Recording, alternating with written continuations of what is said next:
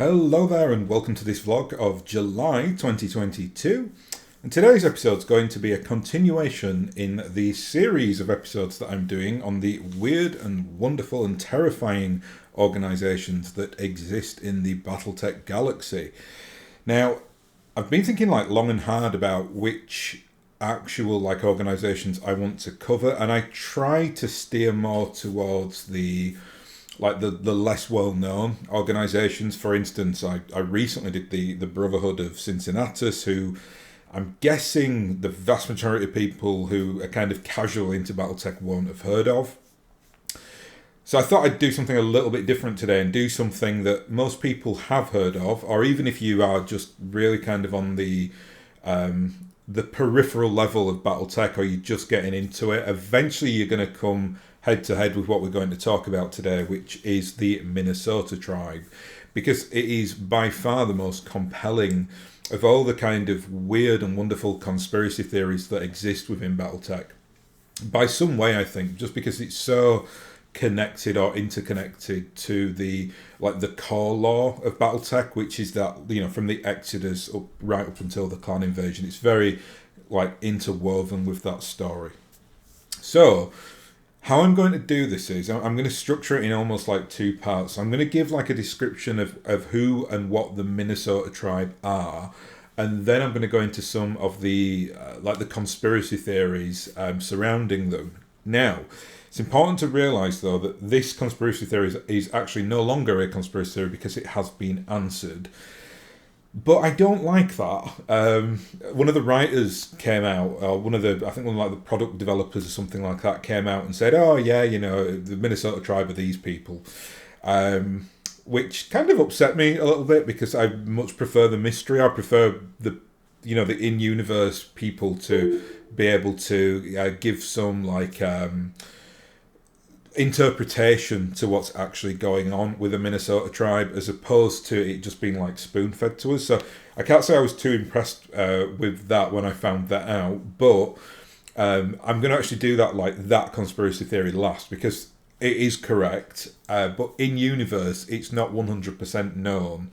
So I will deal with a couple of others as well that I think are interesting, and obviously it's your sandbox, your universe to play in. So if you wanted to run something with the Minnesota tribe, you can have it that it's not as the kind of product line developers said it was. You can, have it that it's another conspiracy theory, or they're tied into something else. I'm going to talk a little bit about that when we get into it as well, because I think there is still some room to manoeuvre on the question of who the Minnesota tribe are.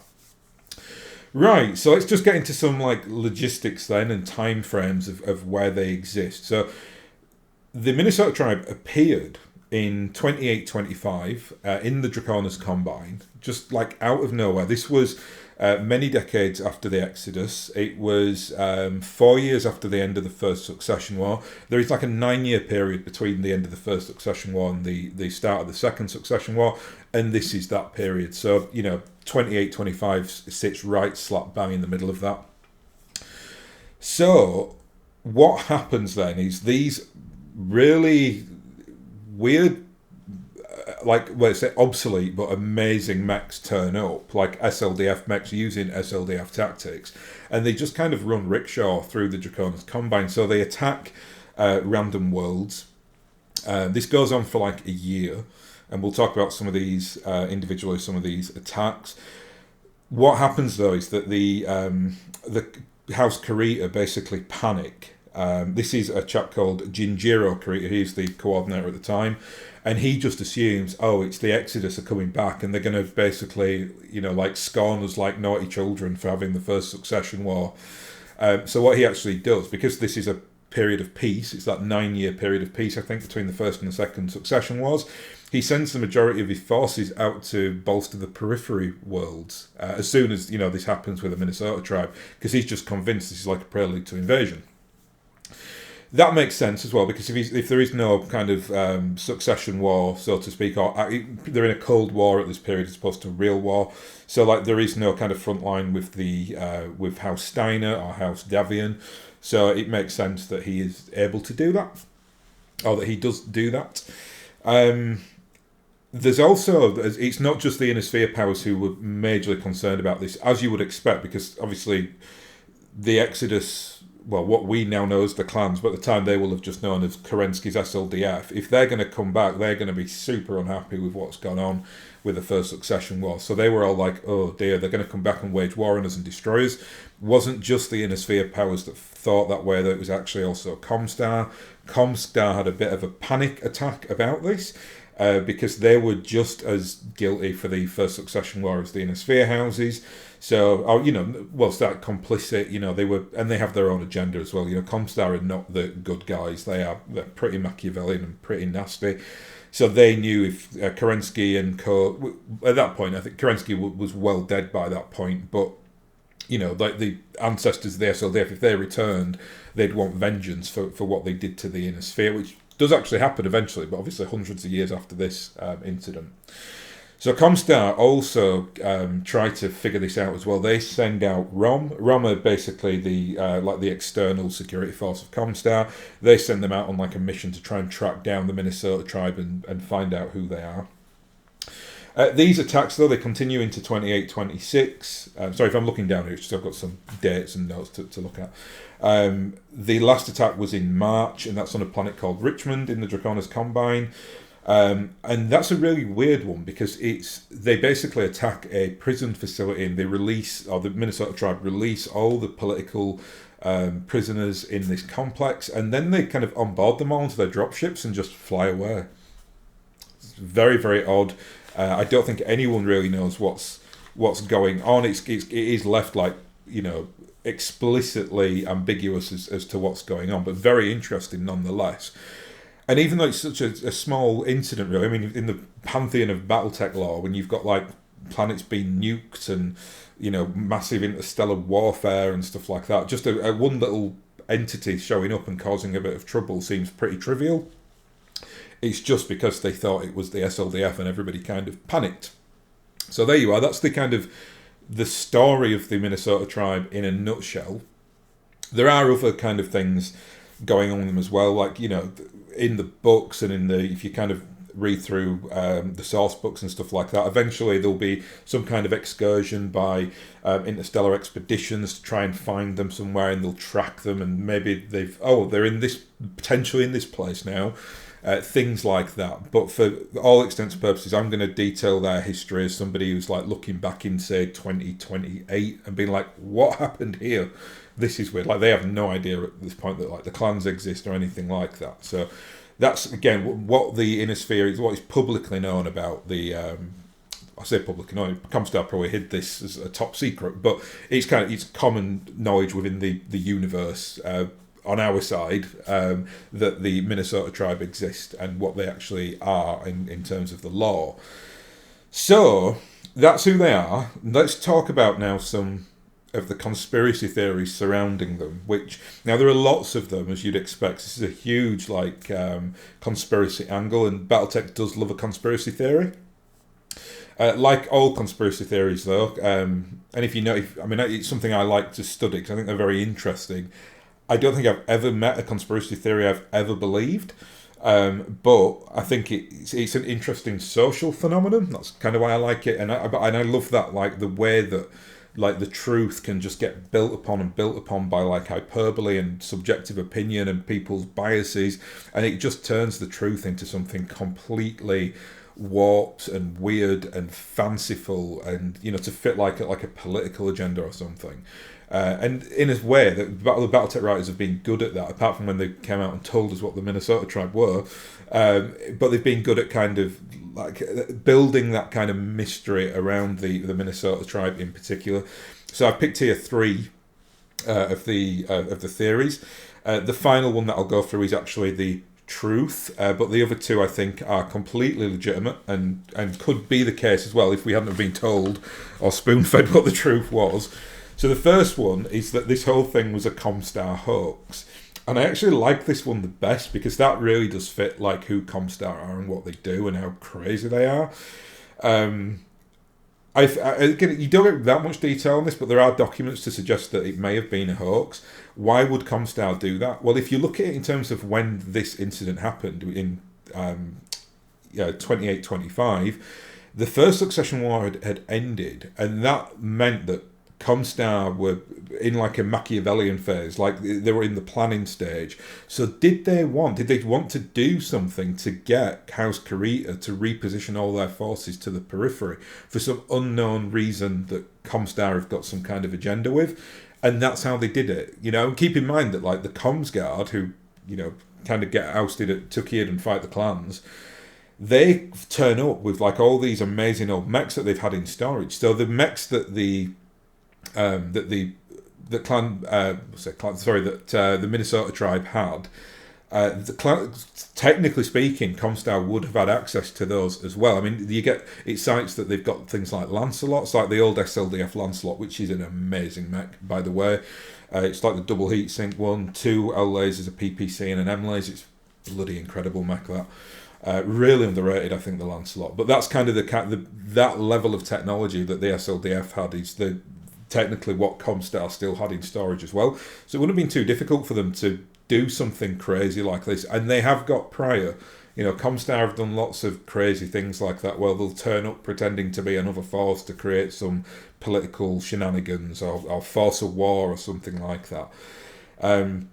The other reason for them to do the hoax, which I really like, although this is something, again, on that conspiracy thing of it just adding over time and just spiralling out of control, is because eventually, when interstellar expeditions crop up, which is in 2974, so a long time after this happens with clan, I'm going to have to stop calling them clans, Minnesota tribe at this point. We will eventually refer to them as a clan, but not yet. When interstellar expeditions crop up, their entire remit is to try and find out who Wolverine is. That's why I've just said it. I've given it away. Anyway, I've too late now. Minnesota tribe. They're tracking down Minnesota tribe to see who they are, to try and find out where they came from and what they were doing. And because ComStar hate interstellar expeditions so much, it's like they literally, initially it might have been some weird scam to try and get House Kurita to move their mechs, something like that. But eventually it was like, oh, it's going to wind them up so badly. We're going to put interstellar expeditions on these crazy trails for decades and decades. Like someone at ComStar's laughing over this, just thinking about all the resources and time and thought process that's gone in, when actually it's completely pointless because it's just a myth made up by ComStar. So I like that one as well. I like that perpetual joke that ComStar have just been playing on interstellar expeditions. The next one's a bit more serious and kind of ties into the actual truth. But that's that the Minnesota tribe were actually just a clan recon unit. The clans do have prior to do it. Well, not prior at this point in time. It would have been in their future. But eventually they obviously send the Wolf Dragoons to scout the inner sphere. That's in hundreds of years after this. But it's something that they floated for a long time. I also, you do come across a lot of stories and books. I mean, I recently played through MechWarrior 5, for instance, and the story arc on that is that the protagonist's father is actually a clanner. And you're kind of on his trail trying to find out where he came from, and kind of the end section of that game is you kind of going right out into the periphery and finding an old SLDF cache or something like that, and it's got the clan insignia on it. So that you get stuff like that a lot. It's not just that the SLDF disappeared and never came back. They did have pockets of people coming back, and that kind of interweaves itself with the narratives quite often. There is some evidence for this as well, which is really interesting, that I was looking into. Some bright spark in the community has come up with this, I think, and it's an interesting one. And that's that Clan Novacat actually developed the Jenna 2C. The Jenna 2C, if you don't know, is the standard upgrade clan mech of the regular Jenna. The clans have this for most inner sphere mechs, so you kind of have the Griffin 2C. The only one that they don't do is the Conjurer. That's not called what it should be, but we'll talk about that when we get into the final theory. But they do it to kind of they basically get the skeleton of a mech and try to improve it. Sometimes they'll up its tonnage, sometimes they'll decrease its tonnage. They'll put better weapons on there, double heat sinks. So it's kind of when they're retrofitting basically with better technology, and redesigning the mech to have all those clan quirks and to look like a clan mech and things like that. Well, why this is really interesting is because Clan Novacat designed the Jenner 2C, but the Jenner doesn't actually become a mech until after the Exodus has happened. So how did Clan Novacat have access to the Jenner's blueprints? Interesting. That would therefore suggest that there was that interaction with, people going into the inner sphere space and learning this kind of stuff and piping that information back. And they only could have done that if they had have actually done a recon of the inner sphere, and 2025 would have 2825 would have been a good time to do that, given it was in between the succession wars. Also, the Jenner is very much a Draconis Combine mech, and they attacked the Draconis Combine, so they probably would have come across lots of Jenners. Interesting theory, anyway, to think about that. I'm saying that, actually, I don't know off the top of my head when the Jenner was created. Yeah, it must have. Whoever's done the research on this must have figured that out. So it must be a mech that comes before 2825. I can actually, I can just check very quickly. Let me just have a look while I am talking. The Jenner was established in 2784. So yes, it does kind of tie in therefore with that timeline. So there you go. They're the two thus far. So one, ComStar Hoax, 2, Clan Recon Unit, much like the Wolf Dragoons, but maybe just more belligerent. So they didn't go in and make communications. They just went in with an agenda. So to liberate prisoners, that maybe there were people in there who had blood tie relations or bloodline relationships with the people who established the clans, things like that. Who knows? The final one though is the truth, or the one that we've kind of been told is the truth. And that's that, and I've already said it already, but that is that the Minnesota tribe is actually Clan Wolverine.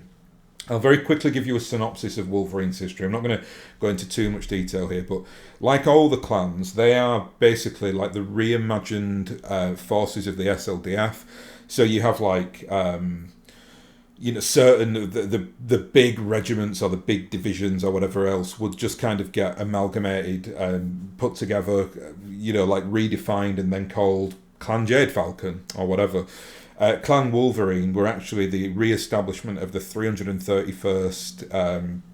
I think they are referred to as the Royal Battle Mech Division or something like that. I'm not sure if it's division, but it's definitely the 331st. What's interesting about that, and why everyone kind of thinks or just assumes that the Minnesota tribe is the 331st, is because the badge of the 331st is actually the state outline of Minnesota. There you are, there's no smoke without fire, really. In terms of their history, they were established in 2807.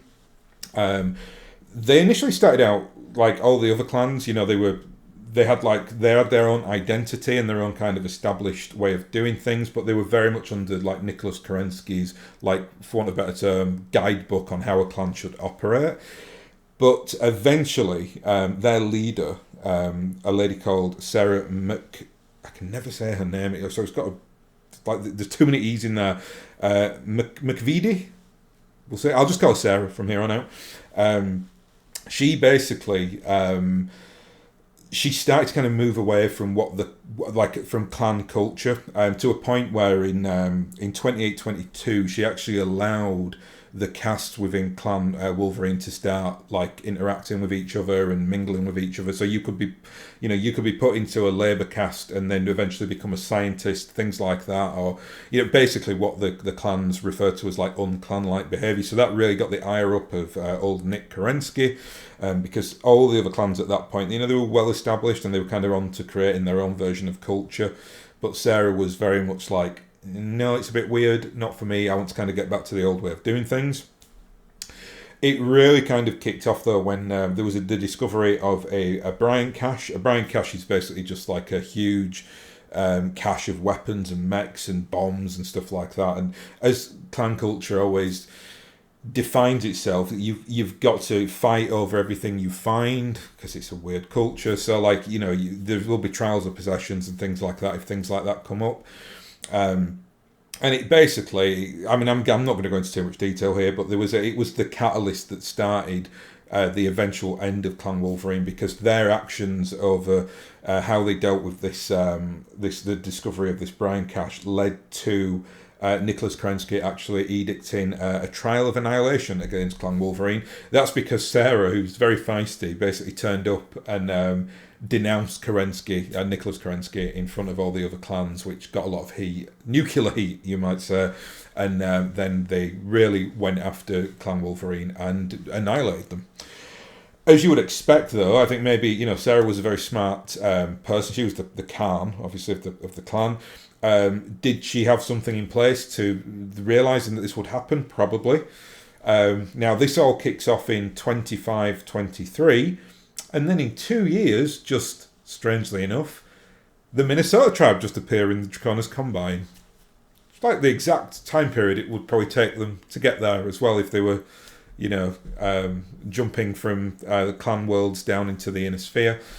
So, yeah, there's so much evidence. I'll go into some like proper intrinsic evidence as well as to why it really is kind of proven. But like I said, all the kind of timelines add up. It's not like the thing with the Jenner that I was talking about where, you know, it could be that like, yeah, is it feasible that, like, for instance, that Clan Novacat had early copies of the Jenner before the Exodus? Because it wasn't that long after. I mean, what did we say? 2784, so it's not that long after the Exodus. Were there some scientists that Clan Novacat scientists had access to from the inner sphere back in the day who kind of just put a prototype out as the Jenner?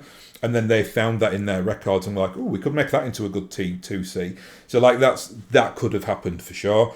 But with stuff like this, the timelines with like Clan Wolverine and the Minnesota tribe just really do correlate very, very well together.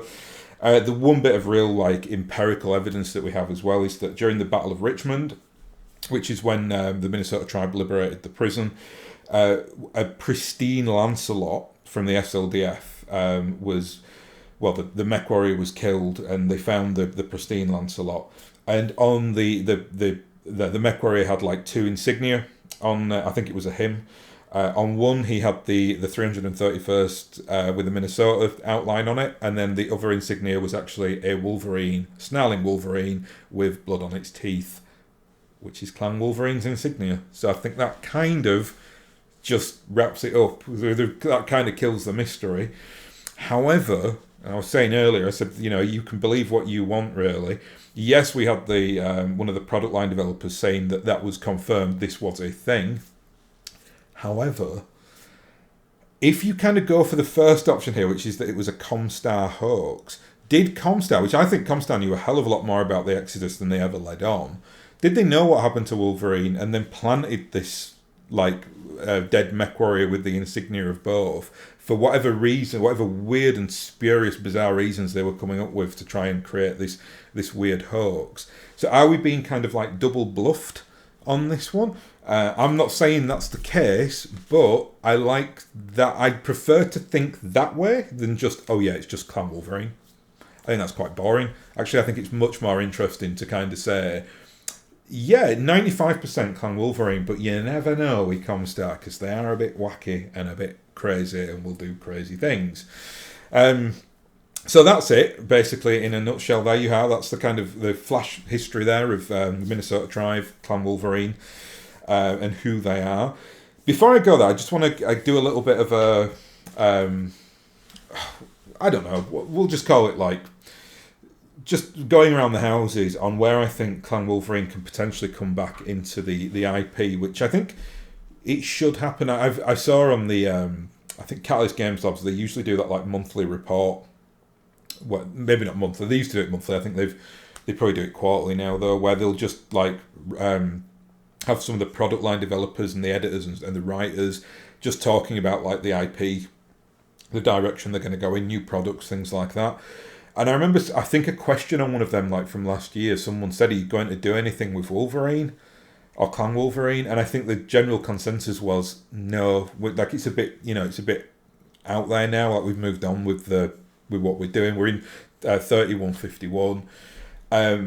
I'd like to go on record as saying I think that's a mistake. I think I'd really rethink that if I were them. I'm going to give you my reason why. So I think the Clan Wolverine thing could be a really interesting thing for them to look into. Basically, you have got older players like me who really dropped out of BattleTech early on in the in the kind of chronology, because I don't really do anything above 3067. Even then, I'm not a big Fedcom Civil War player. I tend to really get my gaming experience in 3025 and 3039 and 3050, or up to 3052. I do Fedcom Civil War stuff, but it's certainly not my favourite era. I think that's where the rock kind of sets in for the BattleTech kind of experience, and the bloat and all these convoluted things going on. But I remember, even as a kid, I remember reading about what was going on with like the Minnesota tribe, and being like intrigued by it. And I was a little bit disappointed when I came back into the game. And that's what I said, when the product line guy just comes out and says, yeah, it's the Minnesota tribe, he's Clan Wolverine. That disappointed me a little bit. Now, where I think they can not make amends for that, because again, you can believe what you want to believe in BattleTech. It's a huge IP and there's so much data. But I think Clan Wolverine are real. They are like a legacy issue, or they are like they're a piece of string that's just left to be unravelled, which I find a little bit irksome, because it's such a good story. I mean, that is everything that goes on with Wolverine is as bit as good as everything that goes on with the Clan invasion, in my opinion. And in a way, I think you've got a real opportunity there to say something along the lines of, and let's just bring it right up now into the current date of where BattleTech sits, which is again 3150. You could have it. I mean, my understanding is, and I'm not the person to ask on lore of that era, because I just know it on a very superficial level. But Clan Wolf now are in charge of Terra, so the clans in effect did win eventually. They took Terra. I think it is 100 years overdue. I think, well, not quite 100 years, but I think that the Inner Sphere, and I've said this on record a few times, it's completely unfeasible to me that the Inner Sphere would have allowed the clans to just sit on those areas. Like it would have just been perpetual war against them until all the clans were obliterated. It wouldn't have just been against Clan Smoke Jaguar. I know that as players, we kind of associate the differences between the clans. So like Clan Smoke Jaguar are the bad guys, Clan Wolf are kind of the noble, bright ones, Clan Ghost Bearable, like family, Clan Jade Falcon are all lunatics. Do you know what I mean? Like we've got our impressions of it. I guarantee for Inner Sphere people, all the clans were just evil, wicked invaders who just needed to be destroyed. And I think that I love what the clans are in terms of like the legacy, that like SLDF creating their own culture, and that culture coming back to haunt the area they came from. I think it's wonderfully well done. I love it. I know a lot of people got turned off by that initially, but because I grew up in that era, I just think it's such a beautiful like reciprocal story. I'd like to see something similar now with Clan Wolverine, who come back almost as like the shining light. Like I'd love to see like I'll get on two fronts. One on a narrative front, because I think that would be such an interesting thing to do. I've kind of fronted it, or I've floated it once before. Sorry, in regards to Bandit Cast, I thought that the Bandit Cast there was a lot of missed opportunities because they were like these genetically engineered people where it went wrong, and it's like there's so many stories that you could almost have like an alien race who would like they were human but now they've just morphed into something completely weird and wonderful. That would be a stretch though, and I think a lot of people would hate that. Fine, but I think Clan Wolverine coming back and being like, actually Clan Wolf, we know you think you're in charge, but we've actually had our own society as well since you guys tried to destroy us. And we've now, you could think about what you could do with that. You could create like 30 new mechs, like completely different, and having technology that's, again, it's got the clan feel to it, but it's like the clans if the clans weren't insane. So, the clans love to run mechs that just run hot and almost like suicide mechs. You got things like the Hunchback 2C, which is an insane mech. You maybe could have like, like Clan Wolverine really focused on like defensive operations and armor. And things are like that counter the clans and their like stupidity when it comes to weaponry, and maybe they come back in like 3160 or something like that, and can really kind of fulfill that promise. Because like I said, the clans, although it's a generally rotten idea, I think being in such an extreme situation, which all the SLDF were after the Exodus, it was inevitable that they were going to come back with some funny ideas. But what happens if Wolverine they were born out of that funny idea, but they ended up going somewhere where they didn't have all that like tension and horror and nastiness and all the trials and the eugenics and all that nonsense. And they actually created a stable society that was built on like honor and like codified warfare. Just throwing it into maybe a little bit more like what House Davian used to be, a little bit like Noble Bright with a well organized military who have like good intentions, even though they can be very bizarre at times as well. But just have something like now, why I think this would be a good idea as well, just because they could on a product line, it would mean that they can make loads of good mechs. It also engages players like me who have just got no interest in the brand new stuff. Because I really don't. I mean, honestly, I get so disappointed when I see what they're doing. It just looks like rehash after rehash of like, well, now it's Clan Wolf that we're going to focus. It always seems to be Clan Wolf. They like Jade Falcon as well. The Inner Sphere powers are all kind of bottomed out, apart from the Capellans and Karita. I think the Free Worlds League's in a mess. Steiner are in a mess. Fedsons are in a mess.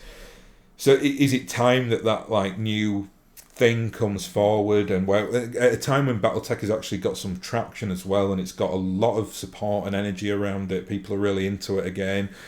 If you said right now, oh, we'll bring something like Clan Wolverine back, I'd certainly prick my ears up. I'd be like, oh, I know that it's not just like a rehash of, oh well, we got all this like 100 years between the clan invasion and what is now where they are now, which is 3151. It's exactly 100 years after the clan invasion, really. Where they've got that, you could be like, well, we can bring you back in now with this, with an older thing that you know and understand, and we're not going to keep referring back to like the Jihad or the Dark Age or the Republic or these things which I've looked at on like a superficial level and thought, what were they doing? Like, it just seems like the quality, the drop off in quality just kind of went right through the floor, unfortunately. So, but saying that, and this is not directed at any heat towards Catalyst, I think Catalyst has done a superb job over the last few years, like genuinely saved the IP and grown it again, so that's awesome. But I think that they need to start trying to onboard some of the older players now who just refuse, like I do, just refuse to even acknowledge that the Jihad exists because it's so awful. Instead, if they can maybe try to get us on board and fresh starters and say like, okay, well, we're going to do something and not focus everything around Clan Wolf, because quite frankly, I find Clan Wolf really boring. If you were going to, I think if they were going to make anything out of the clans, I want them to be more evil. I want them to be more antagonistic. I always felt it was a mistake destroying Smoke Jaguar. I think Smoke Jaguar were the most interesting clan as far as antagonists goes because they were just awful. Jade Falcon certainly like tick that box as well though, but it's just always been a little bit ambiguous as to where like Jade Falcon, like they have a horrible leader for quite a long time and they're aggressive, but then Clan Wolf, who are still born of the same culture, have the same ideals, but they're just less extreme. But it's like somehow they get given a pass.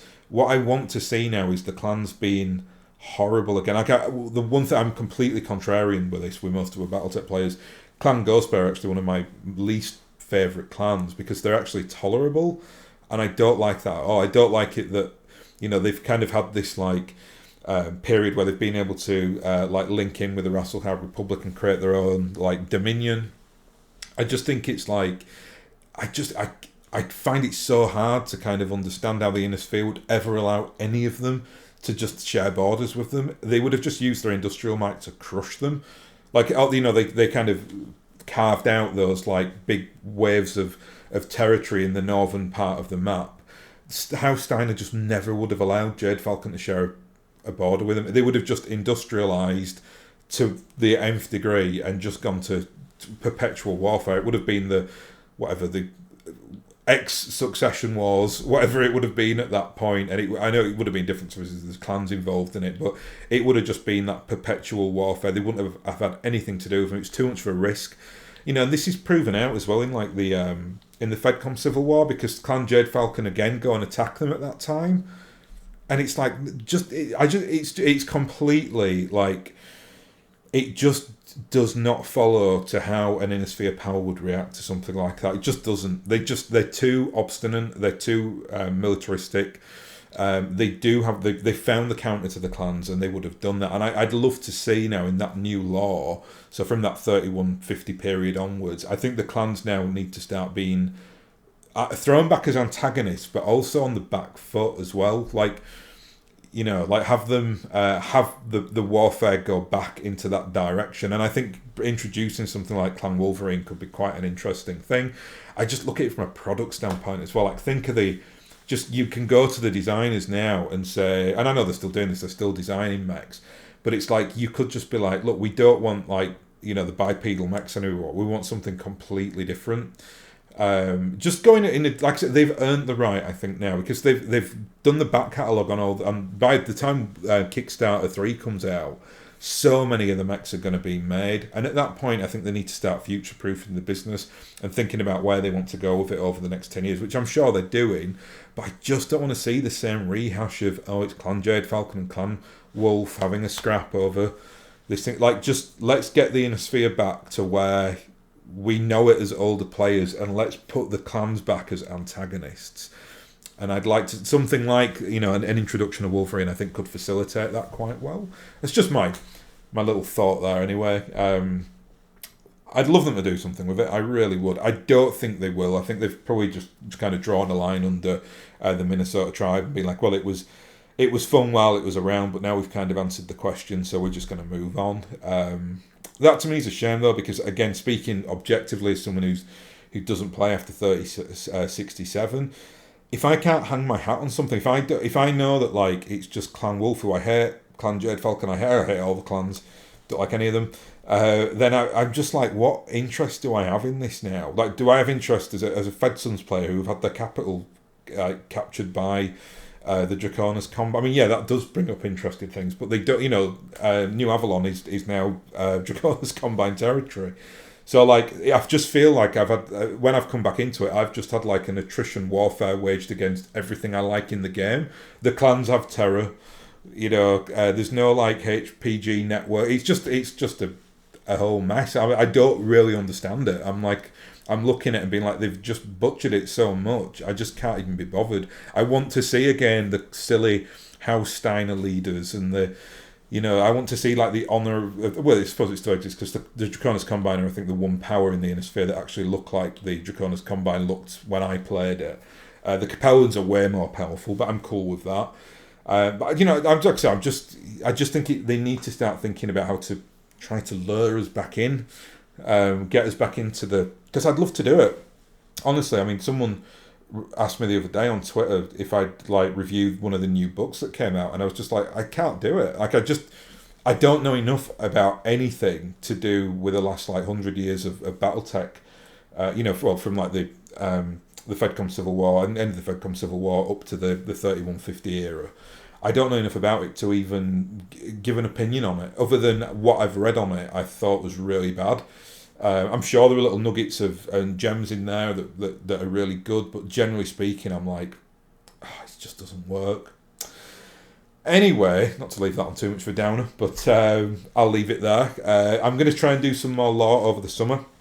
Obviously, probably over the next few weeks, we will get some updates on the Kickstarter, so I'll be hopefully in and around to do some updates on that, because I am literally every day checking, like, the BattleTech news sites just to see if anything gets announced, because I mean, it's quite sad, really, but that's, like, one of the big things for me next year will be that Kickstarter, because it will really fulfill that project for me completely, really, because, like I said, to the time period I play up to 3067, they're now fulfilling the mechs in that era.